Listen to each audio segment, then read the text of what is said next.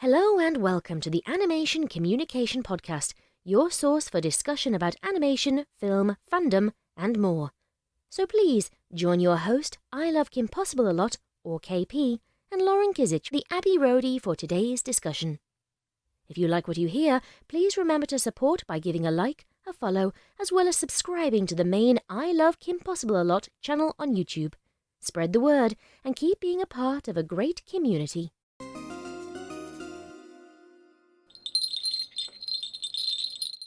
This episode contains some mild adult language. Welcome everyone to Animation Communication. More Christmas time, I guess. So we're going before we go into. Okay, let me get this out of the way because we're covering the Grinch thing that aired on NBC. We're going to skip all of the Disney headlines this week because unless you've been living under a rock, they just greenlit 30 to 40 new things between now and 2022 between Marvel and Star Wars and regular Disney IP. So we just talked beforehand. I'm like, we can't do both at the same time. Yeah. So come back next week. Listened to most of them or looked at most of them. So. Yeah, that's going to be a whole podcast in and of itself. That or at least half of one that we'll go into, but yeah, it's kind of mind-boggling. So we're just gonna focus on Grinch because let's focus on one mess at a time here. Yeah, I feel like the janitor. I just cleaned this place up 10 minutes ago. Okay. So yeah. So joining me as usual is Lauren, my co-host. Say hi, Lauren. Yes, hello everybody. Okay, and then our special guest is Diva / musical hell / whatever she wants to call herself. She's got this cool little devil avatar thing. Anyway, tell the people what you do on the internet and what you do normally, I guess. Well, on the internet, I do a web series where I mostly review terrible musicals on film. But there's a couple side projects where I talk about, not so terrible stuff, musical source material, and just, whatever, I think is fun and cool as far as, music as applies to theater, movies, and film, or movies and television. That's neat. Yeah, I just feel bad because there's a lot of terrible musical theater-based productions, so... And they seem to keep making more of them. Yeah, it's just... As long as Hollywood keeps cranking out new stuff, there's always going to be some bad content. There's the rare good one, but it tends to be more of a miss. But there's always some good little gems that you can find here and there, which we appreciate. Yeah. So. I just wanted to say before we go into things too much, I just love because people put them on the bootlegs on YouTube, and the bootlegs are always the best names ever. So that are the slimes. Yes, they'll have some weird synonym version of the title, or it's evil green witch slime tutorial or whatever. I've seen one for Wicked. It was just pink and green slime tutorial. Yeah, that works. And or Bugman and Goth Girl.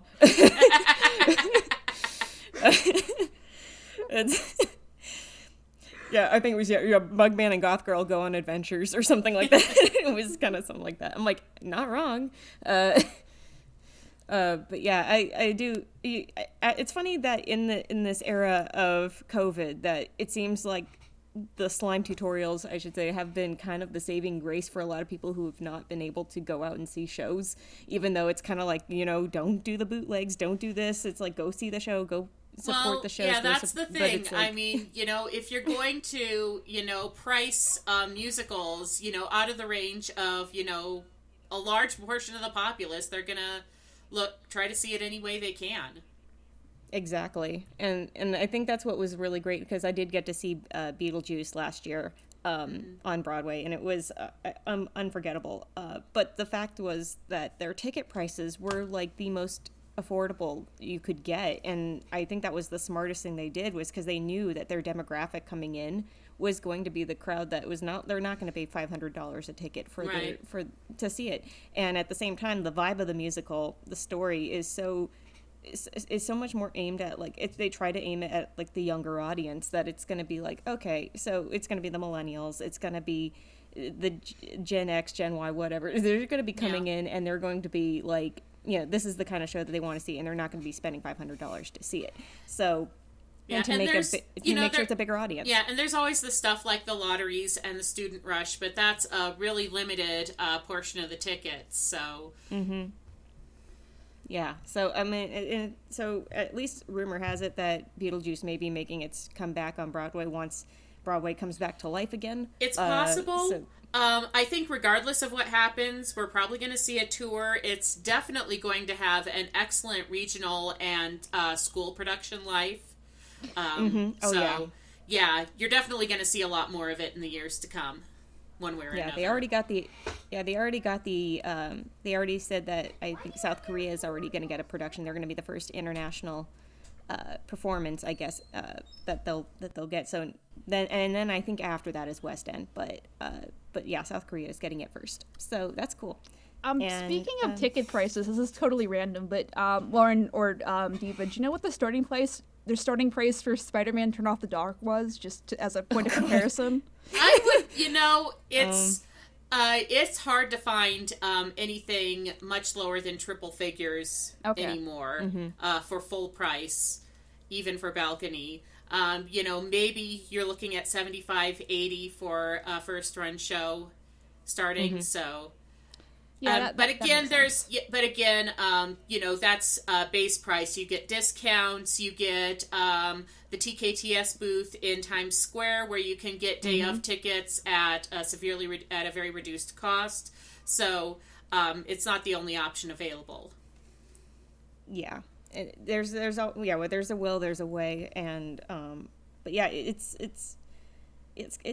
ticket prices have gotten way too ridiculous for Broadway shows, for most of them anyway. That's why with Beetlejuice, they were the exception.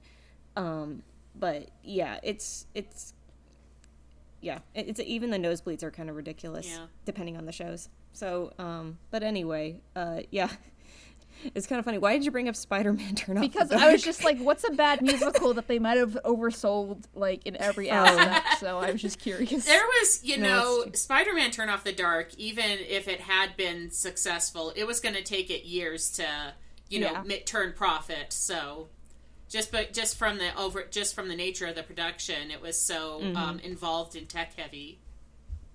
Yeah, and on top of that, it's just like almost like they should have been taking the signs that with all the people getting hurt and all the bad things happening during production, maybe it was a mistake. Maybe. As long as we're on this tangent, there is a fantastic book out there called Song of Spider-Man that tells you all the behind-the-scenes stuff of how this production happened, and it's fascinating. It's like the disaster artist of Broadway theater. I highly recommend it. I did read The Disaster Artist and before even seeing the movie, so I'm all about that kind of stuff. So I'm gonna have to check that. I find behind-the-scenes stories fascinating, and when it is that kind of train wreck, it's even more so. Especially when it seems to almost come from, like, there is that genuine place, like they're trying to make something good and be serious about it. So it's like, that, like, they tried to put effort into it, and it just crashes down so hard. But that's what, and again, that's again like The Room. That's what makes it fascinating. This is totally random, but speaking of disaster artists, like, Lauren, Tommy Wiseau's, like, in normal times does LA Comic-Con every year. So if you ever wanted to meet him, he's there, so. But yeah, it was, The Room is like one of those kinds of special things where, again, it comes from a genuine place where somebody thinks they're truly trying to make a magnum opus and it bombs. And again, that's kind of like when you see this, and think what's kind of nice about those kinds of musical or theatrical or even cinematic travesties. It's kind of nice that we have them because then you can appreciate the effort that goes into it, and they're like, here's how to not do something. Definitely. But we can still appreciate it anyway. Absolutely. But yeah, so speaking of travesties, yes, that's a good segue. So how about that Grinch musical on NBC? That was a thing that happened. I should just preface with the fact that, as Lauren told me before in the beginning of the week, for those of you who want to follow now you're along actually with cutting us. out. Oh, okay. Let me try reconnecting to the call. Don't worry, we'll fix this. Okay. Oh, now she went out. Is that better? Oh no. Yes. Okay. Yes, I can hear you. All right. So where were we? Okay, anyway, I was just explaining for those of you guys who want to follow at home as we talk about this musical, it's available for free on NBC's streaming service, right? Like called Peacock? It's on Peacock. Yeah, it's on Peacock. Yeah. It's also on the NBC website. It basically, they're making it 100% free to watch. So probably the only difference is if you paid for ad-free or whatever on Peacock, that you probably won't get ads. But otherwise, even with ads, you get to watch it 100% free on Peacock. Can I just say that's such a smart move? Like with all the like accumulation of like every streaming service now, and then Paramount's just is launching theirs with the iCarly reboot or whatever the hell's going on with that. You know, to make it free makes sense because then people are like, why not? Versus just like, I'm already paying for Disney and Netflix and my mom's Netflix. You know, I don't know. Yeah. But yeah, it's available on Peacock. So if you haven't watched it yet, first of all, I don't know why you're here. We're going to be giving our thoughts on it. But even then, if you've already seen The Grinch, this isn't spoiler territory because I mean the show pretty as much is play for play the traditional story of The Grinch, where it's even pulling from the animated special. Yeah, and even a little bit from when was the Jim Carrey movie 2000 from that? Yeah, 2000. Places. Yeah, 2000. If we want to pull, I guess, the fourth wall breaking and the Where Are You Christmas song, but I think I'd say that's about it. I have to believe that the fourth, I've never jokes. seen this on stage, but I have to believe that fourth wall breaking is something that happens in the stage production because this is really the type of show where you would do that. This is, something that repertory theater will do, around December. It's a silly fluff show, that you're getting the family audience in. It's not a big deal, but, it's like an hour and a half where you can get a lot of people into the seats and they can have a good time at Christmas. Right.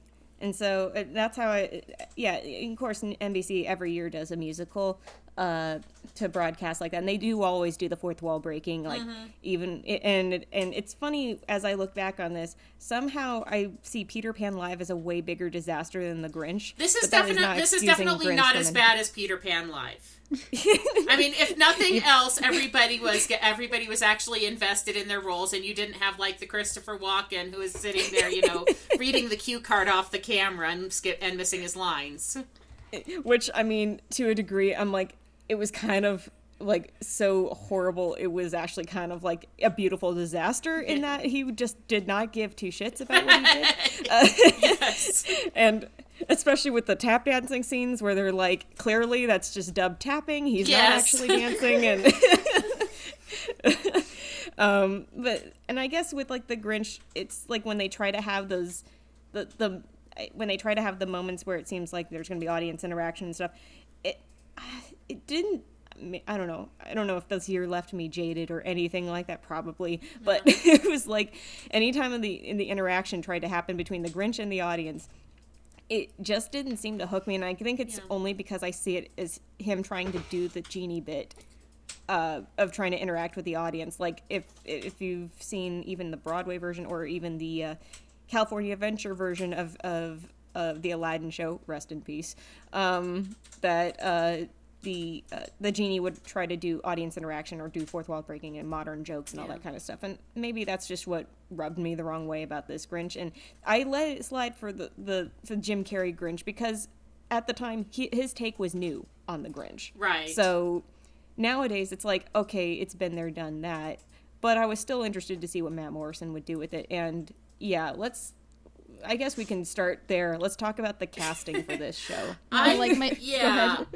I'm not sure Matthew Morrison was the best choice for this role. I mean, obviously they wanted to get, name recognition in there, but I'm not entirely sure what he was trying to do with it. I mean, sometimes it was like he was trying to do the Jim Carrey wacky thing, and sometimes it was almost like he was trying to be sexy with it, and sometimes it was like he was trying to play this big music theater anti-hero role, leading man role, and it was like, what are you doing? I was just as confused on that as well. Especially when he would just do so much of the camera mugging. I'm like, please stop. And he would try to do it with a breathy voice and I'm like, are you trying to flirt with the audience? Because I'm not here for Sexy Grinch. I am not here for it at all. Doing like those little hip waggles, and they've all got like these big hip suits because, Dr. Seuss's characters, they do kind of have that pear shape about them. Mm-hmm. Mm-hmm. And he's doing that and you're like, what are you doing? Stop it. And I'm like, in before all of the comments of saying the Grinch is dummy thick, like I'm. Thanks, internet.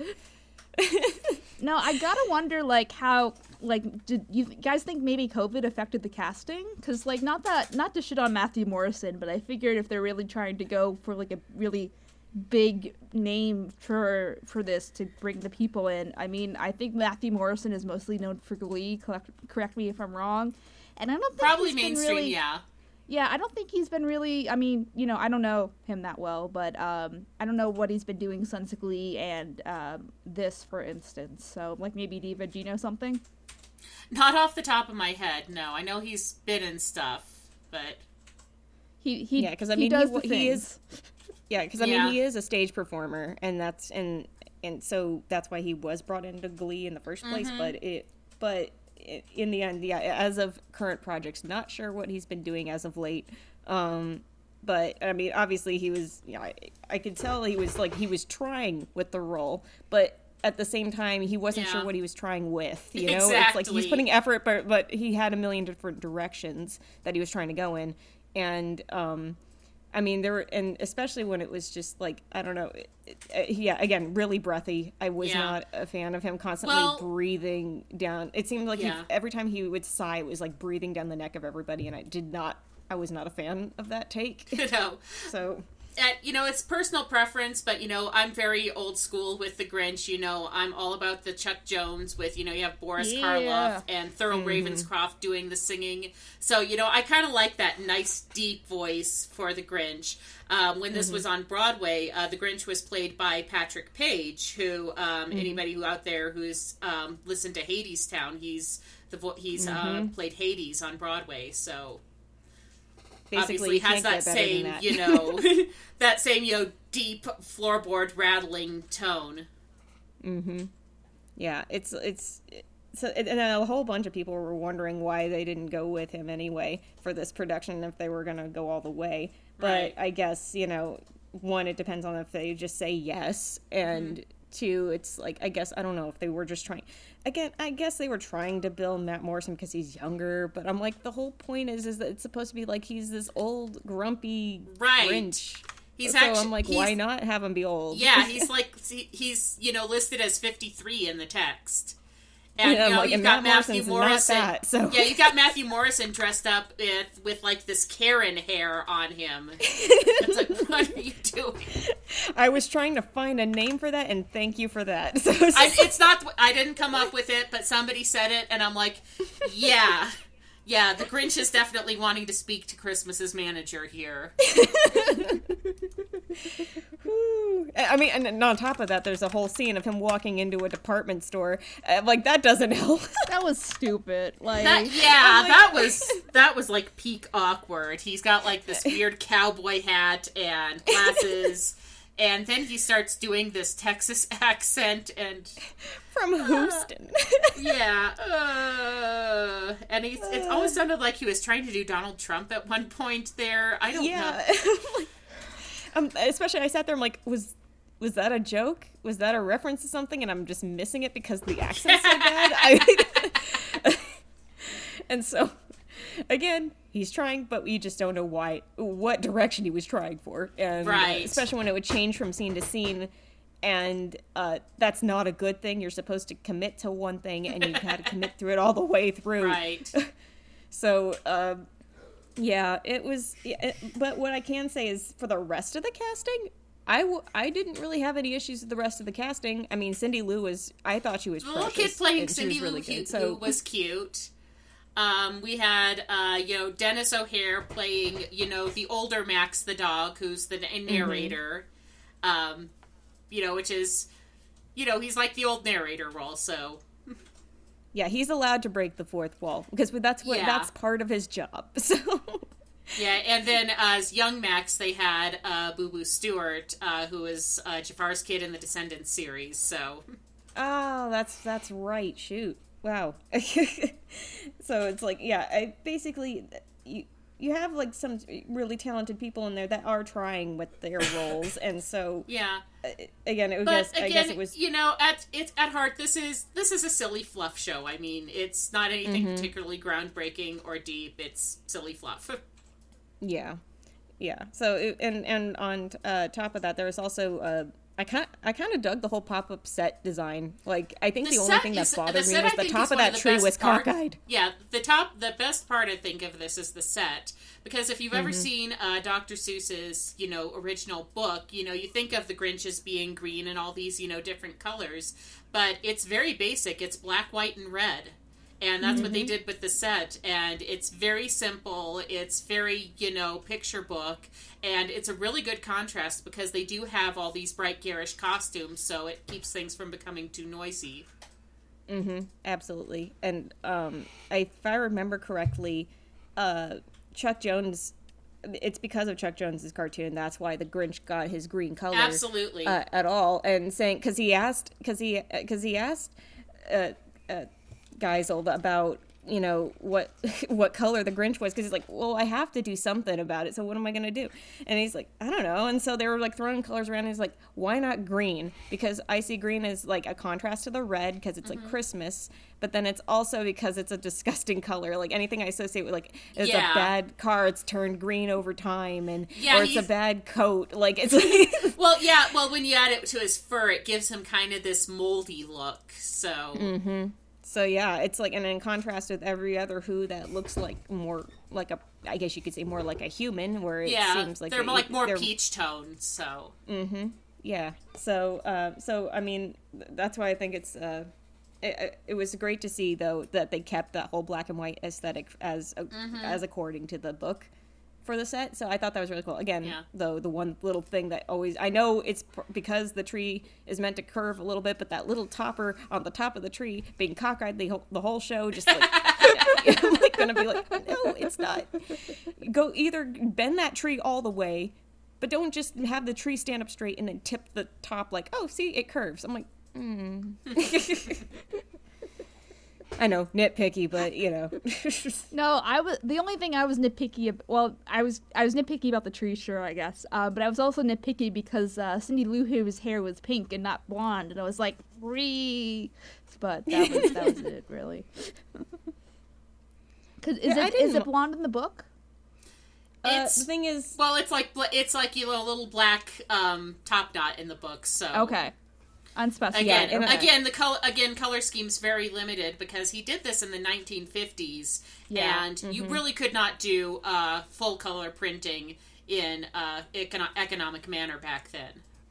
Yeah, and on top of that, it would be really, really expensive to do a bajillion colors to print.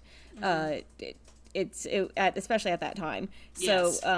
So at the time he was like, okay, I got a limited color palette. I'm gonna work with that. And that's pretty much what stuck. A lot of that, the super colorful aspects of the Grinch came out of the Chuck Jones special. Right. So, because again, he was working off of pretty much black, white, and red. So it's so that's what he was working with, and so he had to kind of invent a lot of the colors and color schemes. And of course with his team with background painters and designers, and they all had to figure that out. So, but that is the reason we have so much color now in any other adaptation of the Grinch. Right. I mean, even in the muted tones, if we're looking at the Ron Howard version. But yeah. I think we're going to probably touch on every version of the Grinch anyway, because unlike A Christmas Carol, there's only 5 comparatively. So right. So far. Yeah, because I guess so we kind of already talked about the casting and then set, but I guess we could talk about in general the costume design. What did you guys think of how the Grinch in particular, how the bodysuit was handled? I mean, I feel like they kind of were close, The but gloves it was the bothered makeup. me because I could The feel makeup the threw me off. It was kind of halfway there and halfway not. I didn't care for the vest. Yeah, it was, and plus on top of that, it was just like makeup can sell so much more, and the makeup just, and when they said, oh, it took him 3 hours to get into all of this, and I'm like, really? 3 hours to do that face? Seriously? Jim Carrey did not suffer through prosthetics for this. Yeah, he's got like green paint with some, detail on it. Got the bodysuit and the bad wig. Yeah, I'm like, that took 3 hours? Really? All right. Okay, you do you, I guess. I guess they were, as far as the paint job on his face, I thought it was kind of weird because I guess they chose different tones of green to like show an array, but it just like didn't. I don't think it matched really well with the actual bodysuit, so that also bothered me. And it was almost like they didn't want to make him too hideous or too ugly. You mean they tried to Gerard Butler him? Essentially, yes. we gotta get our sexy Grinch there for that demographic. Oh, yeah. Because somewhere out there's a crowd for it, but you know what? I'm not part of it.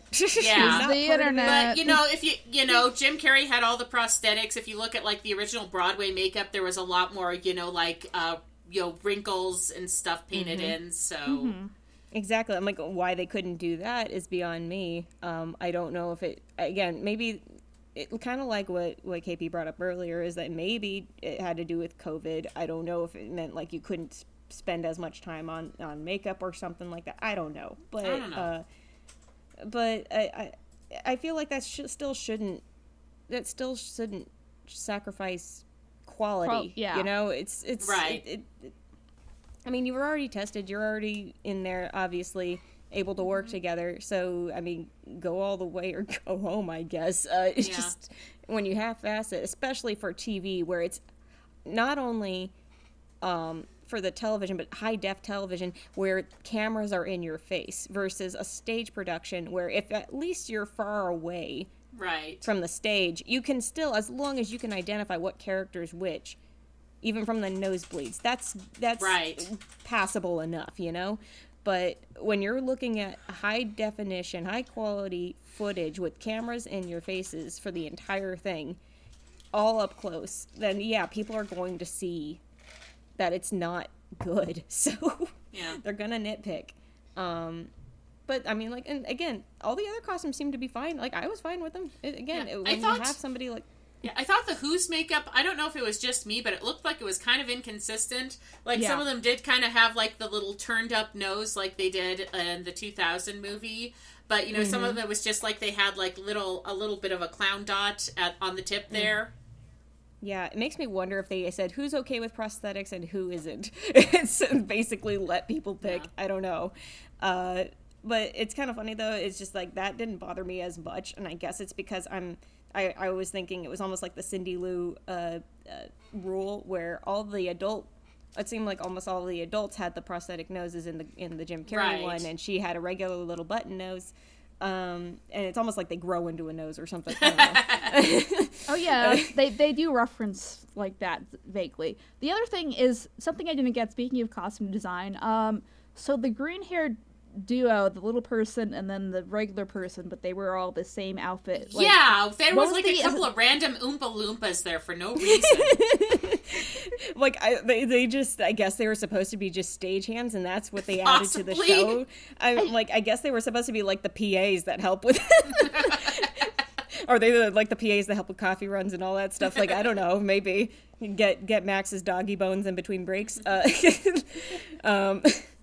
That's how I saw it. I guess there was like that one scene in the store where they were like the clerks or the employees or whatever, but that's about it. Yeah, I thought they were doing also, go ahead. I was going to say, I think they were also, it's because it was a smaller cast that they're trying to make use of these two people as much as possible, wherever they needed more people.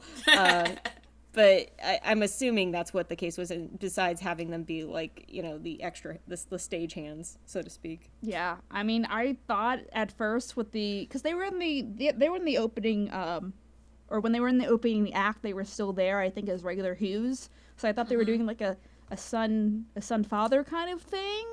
But then they kind of kept on reappearing as the stagehand, so I was just like, I'm not sure what's going on. I don't know why you guys decided to do it this way. But it could have been any, like, random Who with, like, a funny stagehand outfit. Like, it didn't have to be so specific. But. Right. Yeah, especially when I mean, I know all the Who's are brightly colored and all that stuff, but they were in very obvious outfits where it seems like almost like if they're going to be used in every scene, it's almost like they had to, maybe it's because they had to avoid costume changes because they weren't going to spend enough money to do costume changes for them to change in every scene. Right. But yeah, when they're those bright primary colors in between scenes, like, again, I know it's supposed to kind of work if you were to apply them to the stage musical, but for up close, it just, I don't know, it's very distracting. But yeah, I don't know. It was, yeah, I was kind of, I kind of got them, but at the same time, I was still kind of like, do we really need them there? Unless they're just extra people to use in scenes to help fill up the scene. Did you guys like the two Maxes as the framing device? Because I thought that was kind of, like, confusing a little bit. It was, especially since they're interacting with each other a lot. I mean, if it's, if you have old Max, in his little chair, telling the story, and young Max, that's one thing. But they were dancing together. They were doing the Grinch song together. There's one part where Max is looking in the mirror, and old Max kind of pokes his head up behind him, and it was like, what the hell was that? Turn around.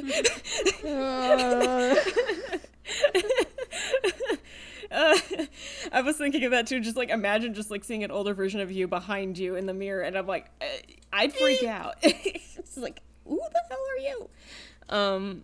But it was, I don't know, it was kind of confusing to have them interacting with each other. Again, like when you see him watching his own flashbacks, you get that.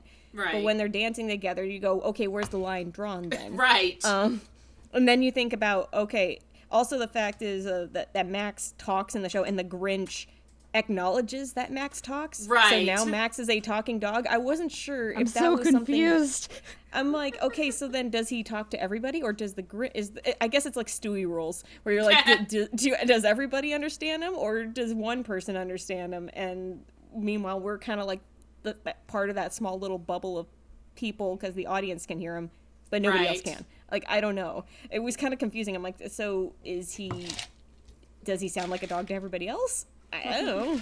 I feel like a lot of problems can be solved if he's already a talking dog, but What are you gonna? Yeah, they did acknowledge it when Max first started speaking a little bit. Like the Grinch was like, "Oh, Max, you can talk," and I'm just like, "Oh, I guess." Like, and then they never bring it up again. So I was wondering, like, at least I thought they were at least gonna lampshade it a little bit more. Like, "Oh, I don't remember you talking so much" or something throughout the run, but they didn't. So I don't know. Yeah. Or they could have gone producers like, Max, I never knew before. You have a lovely singing voice. There's like this, the entire opening scene is like Max telling his backstory. Yeah. I'm like, like I know we need filler, but I don't think anybody was asking for like Max's history as a puppy. Yeah, I was kind of like, I mean, sure, you want to have him as a puppy and as a moody-ass teenager, fine, but it doesn't he's not our focus of what, this is just filler. Right. So, I'm like, we don't need a backstory on the dog. We get he's a good boy, and we get he's in a rough situation, pardon the pun. I'm leaving. No. But, it's like, you think that pun's bad. Wait till you hear some of the jokes in this show. There are yes, Virginia, there are fart jokes in this Grinch. And it had to do with freaking lactose intolerance. Yeah. Apparently, yes. Like, oh God, I'm like, at the very least, I'm thankful it was only one. Yeah. But it was just like, and then the whole thing of like, I was a reckless, social distancing before it was cool. Yeah, I was ugh. I'm like, okay, read the room, Grinch. Read the room. Really? any other year when we can look back on some of the stuff and, okay, not laugh, Well, but that not be and as pained. we played out social distancing jokes like sometime by June, I think. So yeah, so, and I'm like thinking, I'm praying Matt Morrison was not the one who shoehorned in that joke. I'm praying it wasn't, but if he was. Yeah, speaking of that, like, I got the feeling that this wasn't played towards a crowd, but it was also weird that they didn't add, it felt kind of weird that they didn't add any, like, applause or anything in post, because it just made it feel a little bit, like, off-putting. I don't know how else to yeah. Yeah, I was trying to remember if other productions had added, like, even if it was canned audience. I didn't know if they added that in. I can't remember if they did before. I just remember a lot of awkward silences, so I don't think there was. Like, that would have, like, if, go ahead. Oh, no, I was thinking back to, again, we're going to keep bringing this up because Peter Pan Live. It's just, like, I just remember so many awkward pauses and moments where I'm like, I feel like they could have filled it up with some audience reaction, even if it was canned, but they didn't. So Right. I feel like, I don't know, but again, I guess even this year, if they tried to do canned audience, I don't know, maybe people would have been like, oh, is there an audience? And they're like, no, there never is. It's literally cameras and and camera crews. That's it. Like, but, I guess the other thing that bothered me a little bit is I complained to Lauren about this, like, before I asked her if there was a love interest in this special, and she said no. I'm like, that would have been a lot. But anyway, the pacing was kind of weird. Like, I feel like Cindy Lou wasn't really established as a separate character besides, like, just generally nice efforts to the Grinch. Like, as much as people, like, don't like the 2000 movie, at least it kind of establishes that she's kind of odd in, like, comparison to the other Who's, and, like, she's making the effort versus everyone else. Here, that's they kind of half-ass it on this one because there's she talks about wanting to know who the Grinch is, and she, like, tries to make a nice sign for him, but, like, it gets messed up and he takes it the wrong way, and so it's, they kind of start at that, but then it doesn't really go anywhere.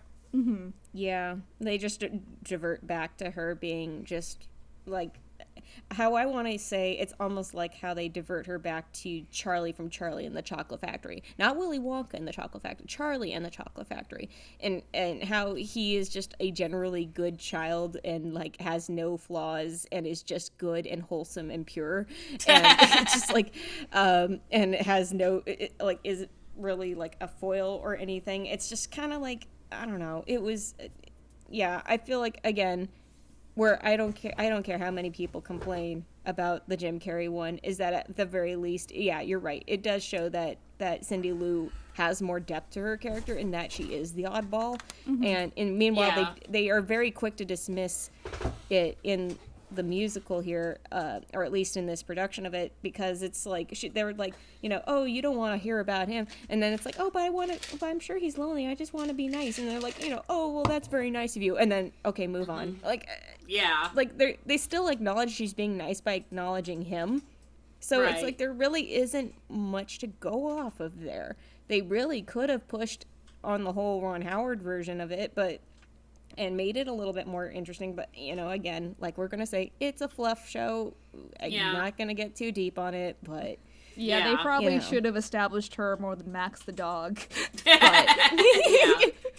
Yes, let us hear about the dog and how he grew up and had a very normal puppy childhood and a very normal angsty teenager phase. Weird. Right. It's weird. Do, like, dogs nothing... even have teenager phases? Like, is that, like, a scientific thing? I mean, they can be hormonal, but in terms of angsty, I'm not sure. They do have a form of adolescence. Yeah, I mean, they do have moody phases, but but I can't say if it's, like, really angsty. It's just mostly hormones.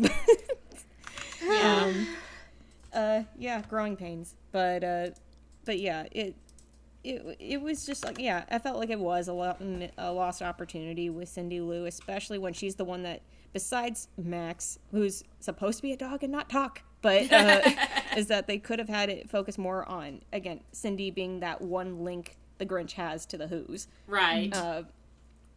yeah, Max isn't that. He's his only friend, sure, but Cindy is the only other instance of a possible friendship, at least, you Right. know, the way the show presents it at first. So it's like, why not focus on her a little bit more? And they didn't. It just, yeah, lost opportunity. So follow-up question, does Max the dog talk in the original production? As far as I know, yeah. Okay, I was just Yeah. curious. I think it's just because of the way that they carried it out for TV. It just, I don't know. It felt like there was just still too much focus on him, especially when he's used to fill up the in-betweens as they cut from commercial breaks and cut back to Right. the show. That it seems like we see more of him than we probably would in the Broadway show. So Yeah, that's fair. And he's always speaking in that, fake Seuss doggerel. Mm-hmm. I think that's what the thing that annoyed me the most is, when you have a Dr. Seuss adaptation, you always get the writer who thinks that they can imitate Seuss, but it never sounds quite right. They just kind of have that kind of, loose sing-songy cadence with couplets at the end that, don't always fit together. And it's like, yeah, I see what you're going for, but no. It's time to stop. Yeah, there is a certain cadence to Seuss's writing that is very Right. hard to replicate right. It is. And so, I mean, again, I give credit for people who try, but at the same time, it doesn't mean that we're going to say, oh, good job, that sounds exactly like him. Yeah, It's like, it's something that is deceptively simple, I think, in that it looks like, very basic. He's got funny words and, plays with language, and it's kids' stories, but it's, actually, pretty well-crafted poetry. Yeah, and again, it's like in the way it's, if you read it out loud, it has that certain rhythm to it, Right. It's very hard to replicate. Yeah. If it can be at And all. that's the thing he was helping out with the Chuck Jones version, which is why it's so seamless with that, because he has a lot of added dialogue in there, and I think he might have did the lyrics to the Grinch song. But it all fits together. And this, you can hear it and it's like, okay, yep, that's from the book. That's Yeah. Especially because the book is so short. It's like the same. Yes. Yeah. Yeah, you can only do so much with, a very short picture book, basically. But it's, it is blaringly obvious whenever it is something that's new. Right. And it is distracting. And especially if they're trying to make it jokes about something modern and new that comes from today, and they try to fit it into Right. the show, and then it's like, well, we know he didn't write that. We know it was nothing that was relevant to his writing style at that time. So Right. it's like, I mean, again, we acknowledge that they tried, but it is something very difficult to do without his involvement, basically, which Right. is kind of impossible right now. So. Are you telling me that Dr. Seuss didn't write Sexy Grinch, like, for the masses? He didn't write the social distancing lines. Or the fart joke. No. Or The stupid fart joke. I would just, sigh when I'm just like, come on, guys. Like, I hate your couch. Oh. Just like, oh my god. Like, I know he's trying to break the fourth wall, but it's... just kidding, I love your couch. And I'm just like, what if I'm not This is sitting my on a Emmy. couch? Yeah. This is my Emmy. I'm like, no, it's not. Yeah, that's the other thing. He's like doing it. He's like, doing the joke where he keeps doing curtain calls and there's no applause and no audience. I'm like, okay, this was probably funny when you had an audience and they could interact with this, but it's just awkward the way That was another it was thing staged. That was another thing that bothered me about... It was the cinematography. The cinematography of this. Because there are certain things, like, there's reasons where... when characters leave stage left, stage right, or something, they're supposed to, not be seen. Meanwhile, you have all these camera angles that where he's supposed to be walking off camera or walking out of sight, and what sells the joke is that he comes back into frame. Right. But the camera keeps looking at him, and so you see him heel turn and come back to do it. Right. And it's not as funny. Right. It's even funnier if he disappears and then comes back, because then you're not expecting him to come back. Yeah, it's like, they're keeping him in the frame, and you're like, okay, you're going to do the joke again. Okay. Okay, we're doing this again. Okay, now we got the note, we can move on. Yeah, and especially when he says the line, "I was just kidding, I love your couch." He's saying that to the camera, but the camera's he's not looking directly into the camera when the angle is showing him from a 3/4 angle. It's like, no, you're supposed to cut to the next camera. Switch cameras. Camera 3. Go to camera 3. It was kind of a mess at some points with the cinematography, and again, it was because these are TV crews that are used to filming for TV, and it's just like, and you're trying to direct it for something that's meant to be on a stage that has only one direction that people are looking at. But yeah. No, I think the thing that was really trippy for me was the scene when he was supposed to be sledding down to Whoville, and they had all the motion, and then they had the projection screen. And I was just I'm like, what is, at least put him at a 3/4 angle or something more, so there's a progression to where he's going, because now he just I don't know, where is he coming towards me? Is he gonna make another fourth wall joke or something like that? That was a little bit weird, personally. I mean, again, that's something that would have worked better with an audience, because he's coming towards the audience or something, or maybe they could have done that cute thing where he walks off stage and then he comes back in the audience and he kind of slays down or comes down the stairs or something like that. Some sort of there's actually movement going on instead of fake movement. So I don't know. Yeah. Meanwhile, I kept thinking with the projection of them, supposed to be flying down the mountain and stuff like that, all I could think of, he's going to hit ludicrous speed. It just seemed like this, kind of like Mr. a Max, hyperdrive warp looking 3, thing. please. Yeah, it just seemed like some a weird hyperdrive looking thing instead of actually movement. So I don't know. It just it was just kind of goofy. And again, it was especially when I don't know how expensive it would have gotten to get a giant fan to do any of this stuff, but when they have him when they have to simulate wind and they have somebody behind, that would have been cute. Especially because when Max is we're supposed to be when you have old Max or something, he has the scarf around his neck and you see it waving, but then it cuts away and you see it's the stagehands fluttering his scarf, and I'm like, you really couldn't have gotten a fan?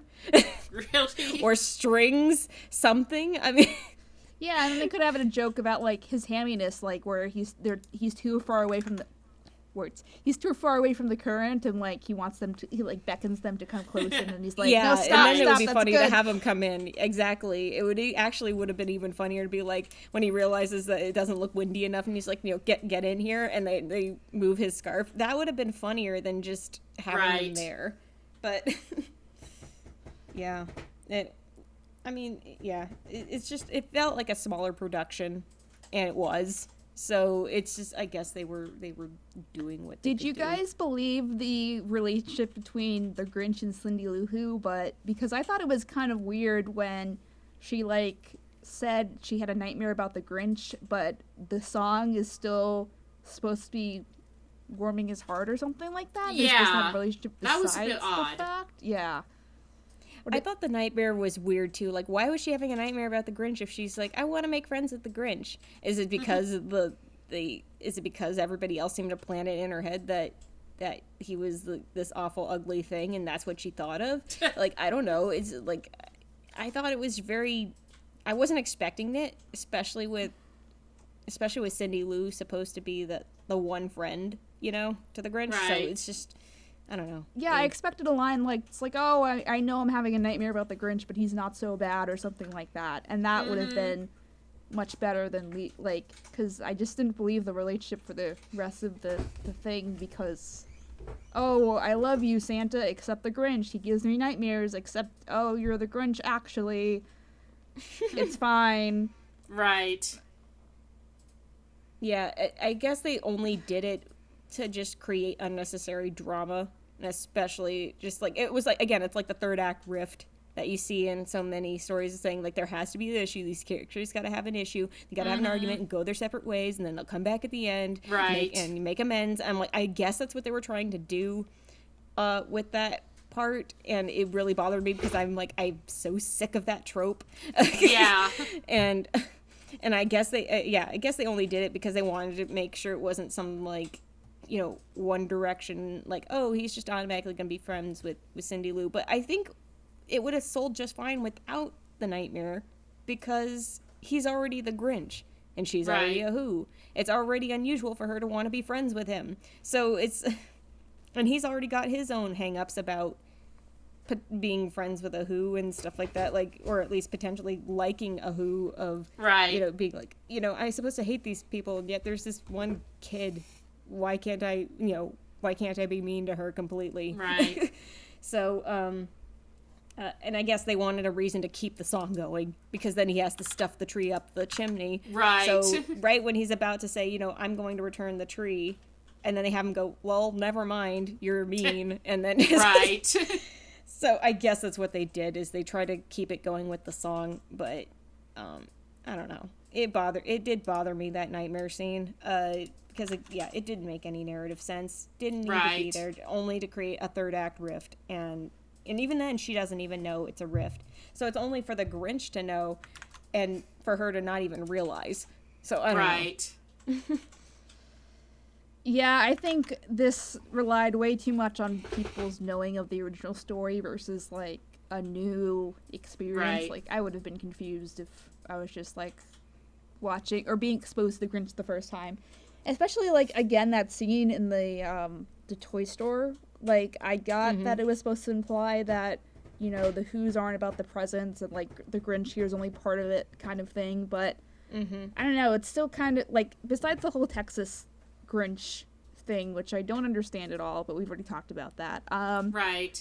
It was like, I feel like that could have been cut, you know, like we could have had a throwaway line, like, you know, even sooner than that, saying like, I know, you know, we get presents, but it's not about that, or like the mom character talking to that about Cindy Lou Who or something. So I don't know, do you guys feel similarly, or like how did you feel about that scene besides Texas Grinch? I thought it was a bit odd because it looked like there were some times where they were trying to go for like the 2000 movies subplot of the Who's being, you know, too caught up in like all the holiday hustle and bustle, because there's like one time where, you know, Cindy Lou's trying to talk to her mom and mom's like, I can't, I got a million things to do. And then, you know, they have, like, the store, you know, the big, you know, store crowd, you know, and going crazy every time there's a sale. But not much really ever came of it. I mean, they had, you know, they got all their stuff stolen. They had a sad song, and then they hugged, and they were fine. Yeah, and again, it's like, I did like about the Jim Carrey Grinch was that it had commentary to make, especially about like the commercialism of Christmas and how it seems to have lost meaning because it's all of the heavy marketing and the merchandise and the toys and everything, that it's all lost on the Who's. And I kind of like that was a darker take, saying that they've lost the sense of what it means to celebrate Christmas. And Cindy Lou is the only one that's kind of like, doesn't this seem off? Doesn't this seem like kind of hollow? Because I'm not feeling this. And so, and again, it accentuates her being the oddball. Yeah, and again, it's kind of like, I know people have issues with that movie, but at the same time, at least narratively tries to do things differently and tries to give contrast between, you know, between Cindy Lou, between the Who's, and between the Grinch. Right. And the Grinch also just hates the whole aspect of it just being about it's lovey-dovey, which he never gets Right. that lovey. He felt love, and then he was crushed because people rejected him. And then he hates the commercialism aspect of it because he says people only care about objects, they don't care about each other. Right. And so it's like, so I'm like, how can anybody actually be mad at this version? Because I'm like, it's got things to say. Yeah, and especially with the whole "Where Are You Christmas" thing. I mean, I don't know. Yeah. That was it odd felt- because they used that, for, when the Who's wake up and all their stuff is gone. And, if you listen to the lyrics, that's not really what the song is about. Exactly. It's about, I thought I thought I got Christmas as a kid, but now I'm growing up and it feels different. It was just, I don't know, like, I didn't really think about that till now, but it's just like, oh no, we don't have to write at least one song, we can just rip it from this other thing. Context, Yeah, what's this- that, This is a very weird score for this type of show. Because, again, it's a silly fluff show. You'd expect something like, Alan Menken, who did a version of the Christmas Carol that also gets trotted out a lot this time of year. Or maybe, Stephen Schwartz. We've got stuff that's, kind of almost sounding like it's coming from, Sondheim's more esoteric shows. Mm-hmm. And it's like, why are we doing, like, this odd harmonic stuff? This is a kid's show. Yeah. Yeah, this is the show. This is where you want people to have, the fun, catchy melodies that they can come out humming. Yeah, and it just was not. It just overall with the music this time around, maybe is because it just didn't seem as memorable this time around. I don't know if that helped. That was because of the cast and the overall production. Because I mean, the whole picture does play into the memorability aspect of the music as well, because the performance is going to sell it, right? And this just overall just didn't latch on for me. I mean, there were a couple moments I thought, oh, that's a little catchy, but it's nothing I'm walking away from and really tapping my toe to. Mm-hmm. And we all know the Grinch song, so it kind of felt like, okay, well, we're going through the numbers here. We already know this one. And the improper placement of "Where Are You Christmas," especially when that's supposed to be kind of like it was better for Cindy Lou to have that number versus adults because Cindy Lou is the one growing up and she's the one that's facing a world of change or things that have changed from what she used to know, and she's also coming from an innocent aspect of the innocent perspective.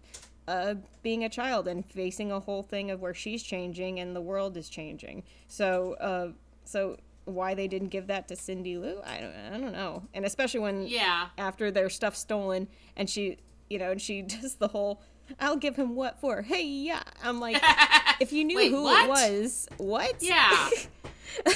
I'm like, you're supposed to be this nice, sweet little girl, and you're just like, I'm gonna give him what for? I'm like, wouldn't that been a fun twist if there was like a fight sequence at the end between the Grinch and Cindy Lou Who? Street Fighter Whoville edition. Oh my god. That's all we need is a Grinch Street Fighter edition thing. Oh my god. But yeah, there was so much of this where I'm like, nothing really latched onto me as memorable. Yeah. And it was just kind of like meh. Yeah, it was. I watched it. It happened. Yeah. I'm like, and that's where I said, even with some of like the worst productions, Peter Pan, that you kind of remember that it's because it's so bad. You remember the bad stuff, and you're kind of like, okay, but it was funny how bad it was. Right. And meanwhile, I'm like with like The Wiz a while back. That was good. I really liked that. I'm like, oh my god, they actually did something competent and they treated the show right. Good. Yeah. So, but then you have something where it falls in the middle and you're like, okay, there's some bad aspects to it, but then the rest of it's kind of just okay.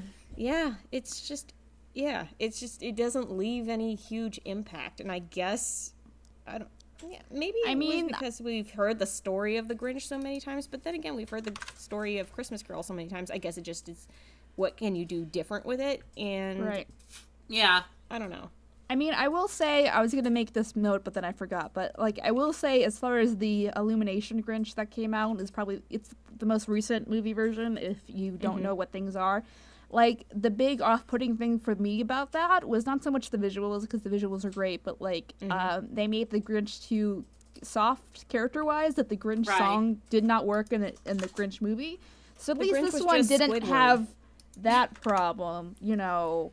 So, you know, at least the fart joke kind of did something, I guess. That's Like, did it need to be in there? Absolutely not. But hey, is it one of the things we'll remember? Absolutely yes. Here come the gifts. With both old and young Max falling over, I'm like, okay, I had to kind of laugh that it made both versions of Max fall over. But I fart so bad that it it goes traumatizes across your time. future self. That could have been another fun twist, that continue. Max was a time traveler, and that's why he was like Back to the Futuring between that original story. So Right. what were you gonna say, Lauren? No, I guess overall I was just gonna say there was, even with some of the bad stuff that happened in other productions, you kind of remember that stuff. There wasn't enough for me to like remember much of this performance, and I don't know, maybe it is also because this year has left a lot of people jaded, and maybe it is the story we've heard a lot of times and we want to see a different take on it. I don't know. I don't know. A couple days before this, I watched the Christmas Carol Live, which is the one-man version done by Jefferson Mays. And, you know, again, that's another story that's been done over and over again, but it was absolutely fantastic. So, No, that's good. yeah, so seriously, that's what I would recommend instead of this. Another one, if people haven't seen it, Jingle Jangle on Netflix. Ooh, I heard about cute. that. Yeah, it's a very cute Christmas story. Main cast is all black. You've got Forrest Whitaker, Felicia Rashad, Anika Noni Rose in it. Is that the one with Key and Peele in it? Yeah, Yes. Key and Mike. Yeah, Key. Yeah. But yeah, and, it's got fun music. I mean, it's got that, you know, peak, you know, stylized Victorian holiday aesthetic. And it's a lot of fun. And yeah, I'd watch that instead of this. Yeah. And as much as it's not really a musical, but also go watch Klaus. And just like, because it's an animated holiday movie, only came out last year, but it was a long time in the making. Really good Christmas movie. Definitely check that out as well. Anything but the Grinch special. Exactly. Anything but the Grinch musical special. Go check out the Boris Karloff one, and go check out the Get up your old, you know, DVD or file of the, you know, Chuck Jones cartoon. Yeah. Your legally obtained file, you know. It's And I was also going to say, that's right, I did have some things to say about the Illumination Grinch, where yes, I cannot deny it is a beautiful film, like looking in terms of like, they did a good job in modeling and animation and rendering and just making it very colorful. Right. But that's kind of what comes with the Illumination territory, is that a lot of their stuff's already very colorful. They're very good at that, and that's fine. So, but when it comes to the story and the characters and especially you had frickin' Benedict Cumberbatch as your Grinch. He can do a Boris Karloff-esque voice. His natural speaking voice is pretty much that. So why they told him to do a nasally American accent to sound like he's just I don't know. It just boggles my mind. You had this top billing guy who's genuinely extremely talented and can do vocal impressions of any sort, and you have him do that.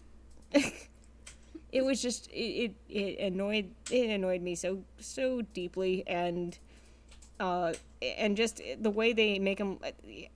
They made him too clean. Like, yeah, they said they made him too soft, too clean. His teeth are pristine white, so you can't have the song fit him saying you got termites in your smile. Yeah. And you literally, you know, you don't have to even polish them. They're so bright white. No, I just have flashbacks to that weird subplot in the Illumination movie with, like, the mini reindeer or whatever, and I'm just like, oh yeah, that was a thing.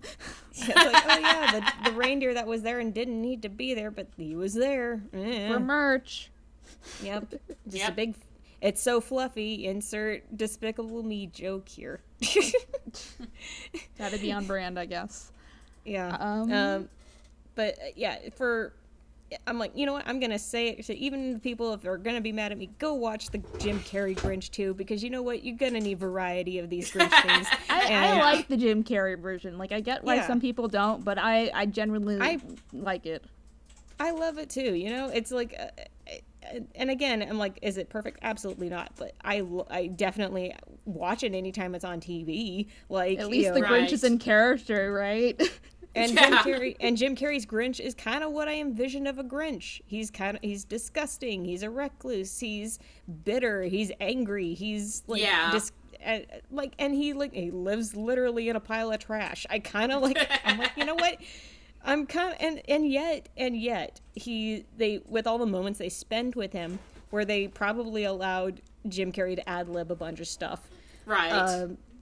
Is that it kind of was a delve into his psyche, which was kind of great. And it just, where he bounces between what a normal person would worry about, like, you know, it's, oh, I got a, you know, dinner date with myself, can't cancel that again, got jazzercise at 6, like, and then also going, am I just eating because I'm bored? And he's just chewing on a glass bottle, like, I'm like, it's freaking funny, and a great take on the Grinch. So I, you know, come at me, haters. I don't care. I will defend it, because it's a great take, and at least memorable too. It was one of those Grinch takes that was highly impactful on how anybody would see the Grinch going forward. That they're like, okay, he's kind of disgusting and gross, and he's a shut-in, right? So yeah.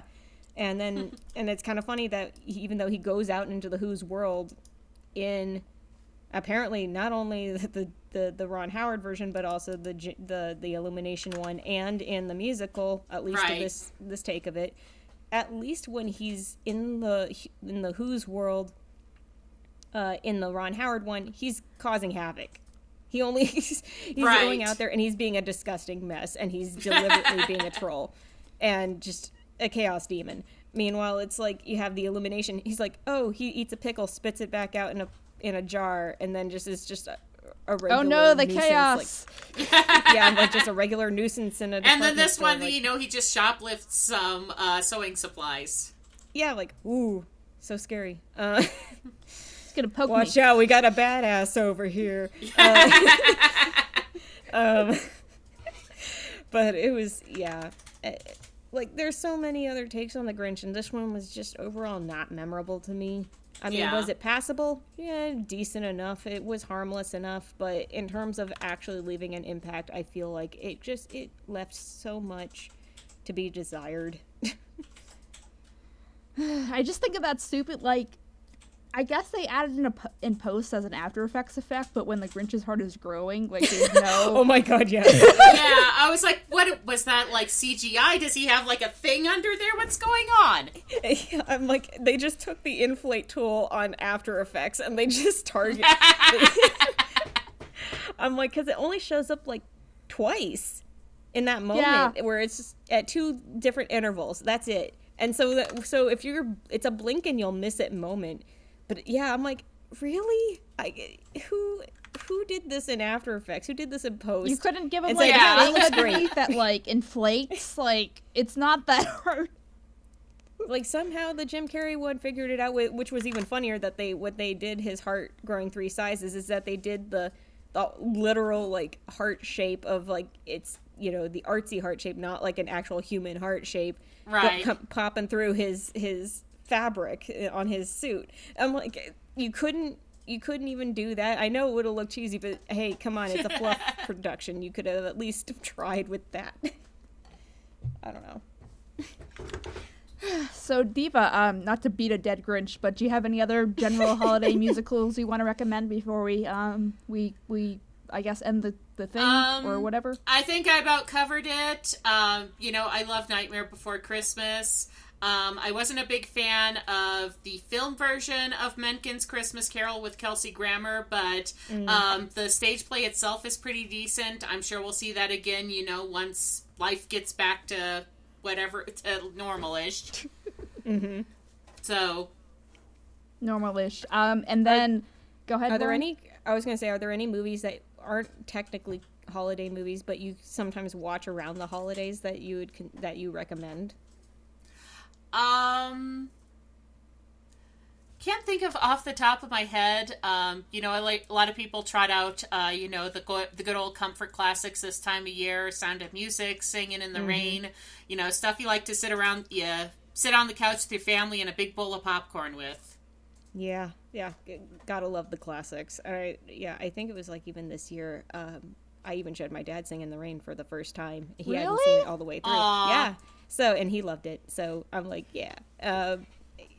Let me just say HBO Max is one of the best investments I've ever made, because I have all of the TCM classics there. So I get all of my movie musicals there. Yeah, absolutely love it.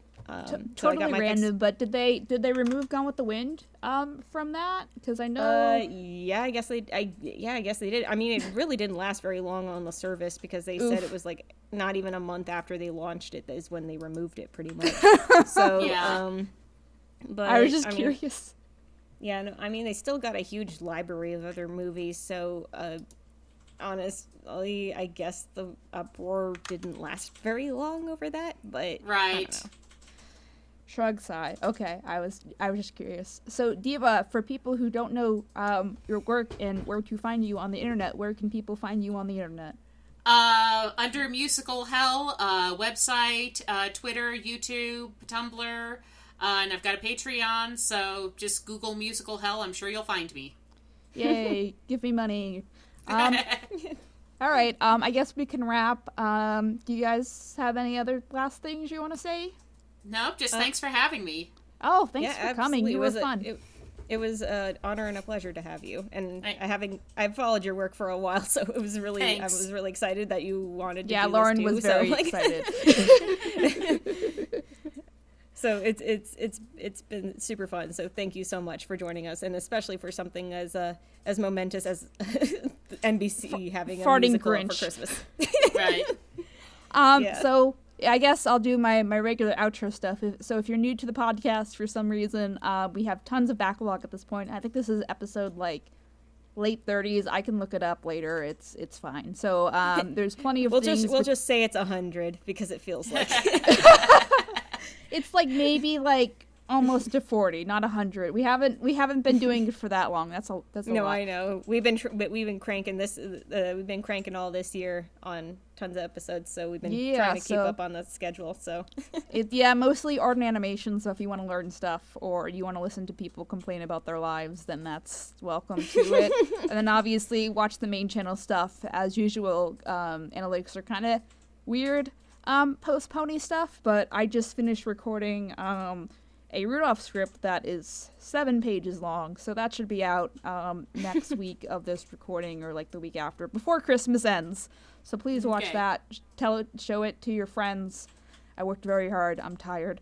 But next week, Lauren and I will be covering just general Christmas movies, and I will watch Klaus for the first time, I promise. So even though I should have done it last year, but I'm a bad bean, so it's fine.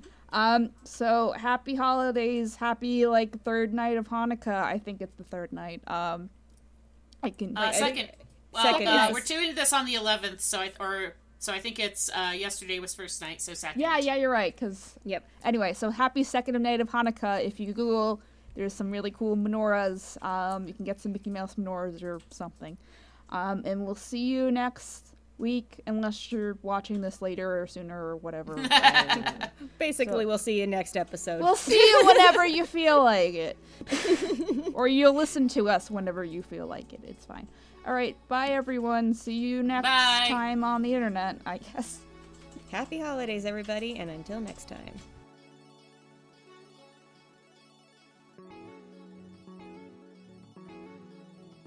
Thank you so much for listening to Animation Kimmunication on YouTube, Spotify, or your favorite podcast provider.